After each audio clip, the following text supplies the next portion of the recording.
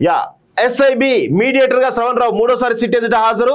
అధికారులకు మరో 2 ఫోన్లు అప్పగింత. డేటా ఆధారంగా ఆఫీసర్ల విచారణ మరోసారి హాజరవ్వాలని నోటీసులు అంటూ చూస్తున్నాం. సో ఆయనను కంప్లీట్ గా ఇక ప్రతి అంటే అరెస్ట్ చేయొద్దని చెప్పేసి కోర్టు నుంచి స్టే తెచ్చుకున్నాడు. ఇప్పుడు వీళ్ళు ఏం చేస్తారు, విచారణ ఖచ్చితంగా విచారణకైతే రావాల్సిందే కదా. విచారణకు వస్తే చాలా రకాలుగా ఎంక్వైరీ ఉంటుంది, అవన్నీ కూడా బయట పెట్టి తర్వాత ఆయన అరెస్ట్ చేయడం కూడా అవకాశం ఉంటుంది.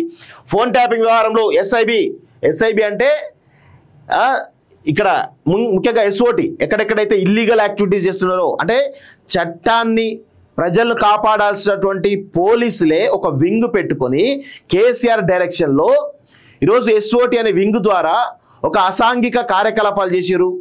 అదేవిధంగా ఈరోజు ప్రజలను బెదిరించి అనేక రకాలుగా ఇబ్బందులు పెట్టిర్రు, చట్టాన్ని అతిక్రమించారు ఆ ఎస్ఓటి ద్వారా. ఇదందరం కూడా గమనించారు. దీనిలో ప్రభాకర్ రావుతో పాటు, ప్రణీత్ రావుతో పాటు, గోనె సందీప్ రావుతో పాటు చాలా మంది వ్యక్తులు కూడా ఉన్నారు. భుజంగరావు లాంటి వాళ్ళు, తిరుపతన్న లాంటి వాళ్ళు చాలా మంది కూడా ఉన్నారు.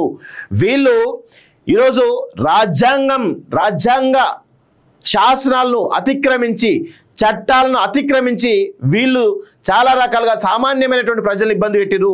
ఫోన్ ట్యాపింగ్ చేసి ఈరోజు సామాన్యులను కూడా ఇబ్బందులు పెట్టినటువంటి సందర్భాలు అనేకం ఉన్నాయి. దానికి ఇలాంటి శ్రవణ్ రావు లాంటి వాళ్ళు మీడియేట్ చేసిరట. సో ఇదంతా కూడా గమనించి, అంటే ఒక ప్రైవేట్ వ్యక్తులు, పోలీస్ డిపార్ట్మెంట్లో కీలకమైన ఎస్ఐబి ఎస్ఓటి లాంటి వాళ్ళు, రాజకీయ నాయకులు, ఇలా వీళ్ళందరూ కలిసి కుమ్మక్కై ఫోన్ ట్యాపింగ్ చేసుకుంటా చాలా పెద్ద ఎత్తున సామాన్యులను ఇబ్బంది పెట్టినటువంటి ఘటన ఈరోజు తెలంగాణలోనే జరిగింది, దేశవ్యాప్తంగా. ఇది రాజ్యాంగ శాసనాలకు విఘాతం కలిగించేటువంటి అంశం. ఇది భారత రాజ్యాంగానికి, భారత రాజ్యాంగ వ్యవస్థలను ఈరోజు నిర్వీర్యం చేసేటువంటి ఒక ప్రక్రియ జరిగింది. మరి వీళ్ళని ఏ విధంగా క్షమిస్తారో మరి న్యాయస్థానాలే ఆలోచించాల్సినటువంటి అవసరం ఉందని చెప్పేసి కూడా ఈరోజు నేను డిమాండ్ చేస్తా ఉన్నాను, కోరుతా ఉన్నాను.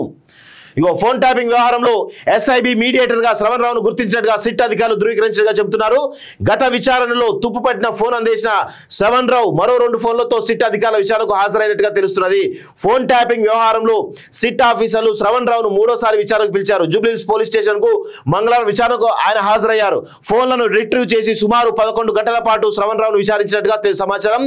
ట్యాపింగ్ కేసులో నిందితులుగా ఉన్నటువంటి వారిలో ఎవరెవరితో సన్నిహిత సంబంధాలు కలిగి ఉన్నారు, ఎవరి ఆదేశాల మేరకు ట్యాపింగ్ చేశారని ప్రశ్నించినట్టుగా తెలుస్తున్నది. ట్యాప్ చేయాల్సిన నెంబర్లను ఎవరిచ్చారు అని అడిగినట్టుగా తెలుస్తున్నది. ట్యాపింగ్ చేసిన సమాచారం ఎవరికి చేరవేశారు అని ఆరా తీసినట్టుగా సమాచారం. మరోసారి ఎంక్వైరీకి హాజరవ్వాలని తెలిపినట్టుగా తెలుస్తున్నది. మరో 3-4 రోజుల్లో 4వసారి శ్రవణ్ రావును విచారించినట్టు సిట్ ఆఫీసర్లు చెబుతున్నారట. సో శ్రవణ్ రావు లాంటి వాళ్ళను, ప్రభాకర్ రావు లాంటి వాళ్ళు, దీని వెనక ఉన్నటువంటి ఈ కల్వకుంట్ల కుటుంబంలో కొంతమంది వ్యక్తులను బహిరంగంగా ఉరిదీసిన తప్పు లేదు.